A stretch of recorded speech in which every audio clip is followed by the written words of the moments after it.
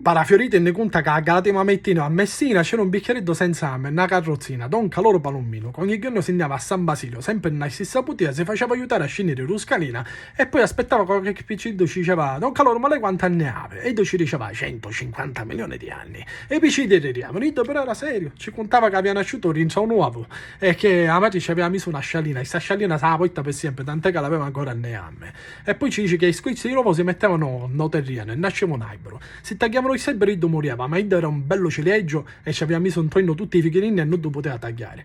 E i piccini ci dicevano, ma allora qualcuno ti tagliò i rami, perché si senza me? Iddo ci diceva, no, io a mare i pies. Una volta a Monterrafo una ceddo mi voleva mangiare, cominciava a scappare e mi infilava un albero. L'albero era una tana di cavalleone, cominciava a scappare, mi cava a mare, spuntò una balena, mi mangiò, disse che schifo che è salato, mi sputò e che va a finire nella spiaggia. I cristiani mi susiero, era senza ame. I piccini risavano così. Iddo girava la carrozzina, si faceva aiutare i ruscalini e se ne va a casa.